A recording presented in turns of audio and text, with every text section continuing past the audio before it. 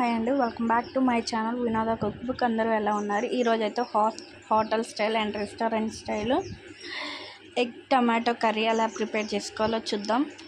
So ముందుగా eggs అన్నీ ఒక గిన్నెలో వేసుకొని కొన్ని వాటర్ పోసుకొని సాల్ట్ పోసుకొని బాయిల్ చేయండి. ఈ లోపల పీసెస్ కట్ చేసుకొని కూరగాయలు అండ్ అవి ఉడికిన తర్వాత ఎగ్స్ పక్కన పెట్టుకోండి. ఈ లోపల ఒక కళాయిలో కొంచెం ఆయిల్ వేసి హీట్ చేయండి.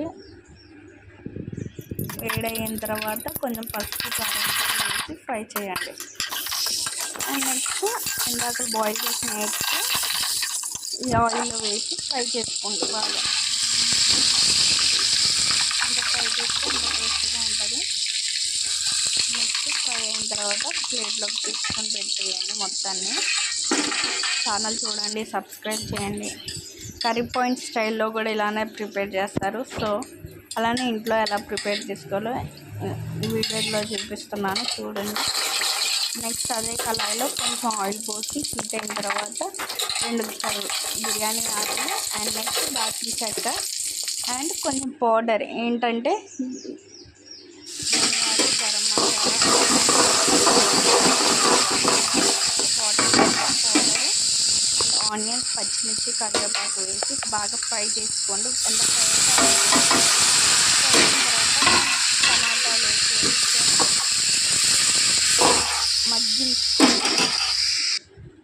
అండ్ నెక్స్ట్ ఉప్పు, కారం, పసుపు వేసి అండ్ గరం మసాలా, కొంచెం అంత చింతపండు వేయండి ఫ్లేవర్ కోసం. అల్లం వెల్లుల్లి పేస్ట్ వేసి బాగా ఫ్రై చేయండి. అంటే బాగా కలిపి ఉడకబెట్టేయండి.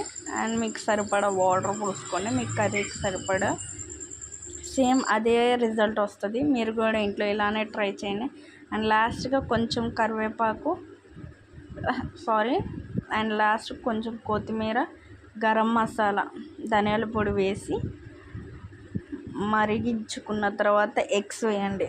Ready for egg tomato curry. Taste ఎలా ఉందో మీరు ట్రై చేసి కామెంట్ చేయండి. మిస్టేక్స్ ఉంటే ఇగ్నోర్ చేయండి. Please support me. ఇలానే సపోర్ట్ చేస్తూ ఉన్నాయి. Thank you all. బాయిల్ అయిన తర్వాత ఎగ్స్ వేస్తే ఇలా ఉంటుంది. అలా వచ్చిందో మీరు ట్రై చేసి చెప్పండి. Thank you all. ఈజీగా సింపుల్గా అయిపోద్ది. మరిగిన తర్వాత ఎగ్స్ వేసేసి కలిపేసి ఒక 3 మినిట్స్ ఆగి గ్యాస్ ఆపేసి అలానే పొయ్యి మీద ఒక 3 మినిట్స్ ఉంచి ఆ తర్వాత అన్నంలో తింటే ఉంటుంది. సూపర్ ఉంటుంది. మీరు కూడా ట్రై చేయండి. ఎలా వచ్చిందో కామెంట్ చేయండి. Thank you all. Be support me. ఇలానే సపోర్ట్ చేస్తూ ఉండే ఇప్పటి వరకు చూస్తున్న వాళ్ళందరికీ థ్యాంక్ యూ. Keep smiling.